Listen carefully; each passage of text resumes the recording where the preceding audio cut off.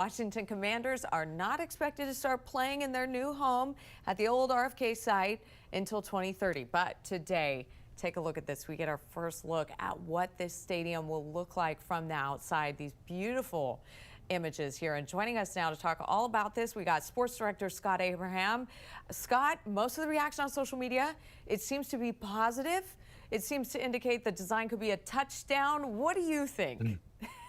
Yeah, Megan, the early renderings, the first renderings here, I thought the Commanders and the architectural firm did a great job. They took the kind of the basis of RFK Stadium, the old RFK Stadium, and basically modernized it, in my opinion.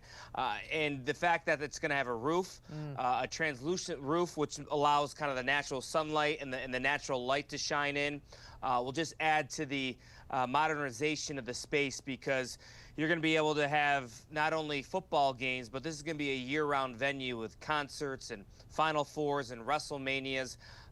It's a really good first step, and I think the public and Commanders fans are really excited. If you look at some of the renderings, my favorite part are the pillars, the columns that are on the outside of the stadium. It looks Washington, D.C. You think of all the monuments in town, you know, the Lincoln Memorial, and all there's so many columns and pillars at various monuments over the National Mall. And this just fits what Washington, D.C. is all about. So I thought they're off to a really good start. What a good analysis. It really commands that respect that's fitting with the district and where we live. You know, Scott, what kind of reaction have you been seeing from fans online? I'm sure you're reading it. You're reading all the comments, all their takes. What are you seeing and hearing?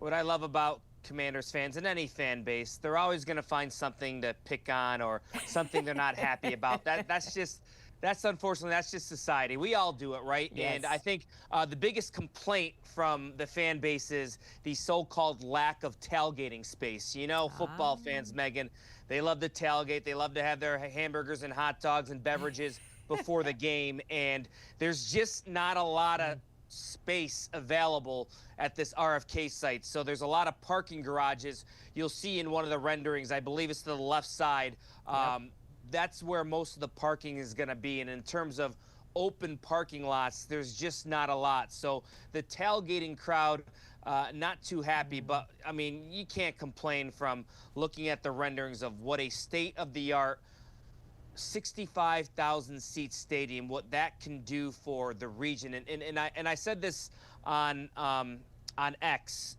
Scott 7 News. This is a stadium that our region can be proud of, right? You can get behind. You can be like, you know what, that stadium is ours. Where in years past, I don't think there's been a lot of pride or people proud to say that their favorite team plays at Northwest Stadium or before FedEx Field.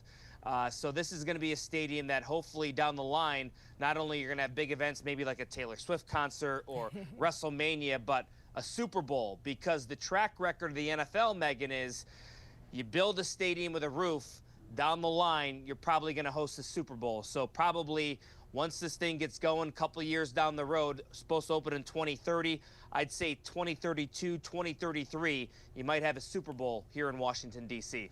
The data backs it up. Scott Abraham with the data there. And, you know, this team, a lot of young talent. You've talked about that a lot, and just really emphasizing there the role that this space will play, giving them the proper foundation to build from.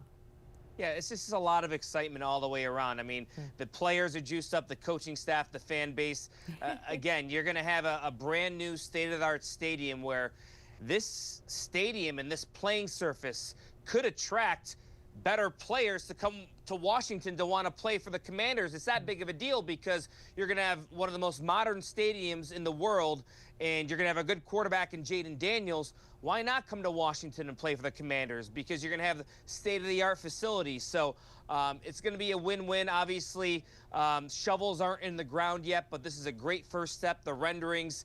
And, you know, it's good to have something to talk about positively after a down season last year on the football field. Good for us to rally around this, all of us. That is such a great analysis, per usual. Scott Abraham, 7 News Sports Director, thank you so much for joining us. And we are truly excited.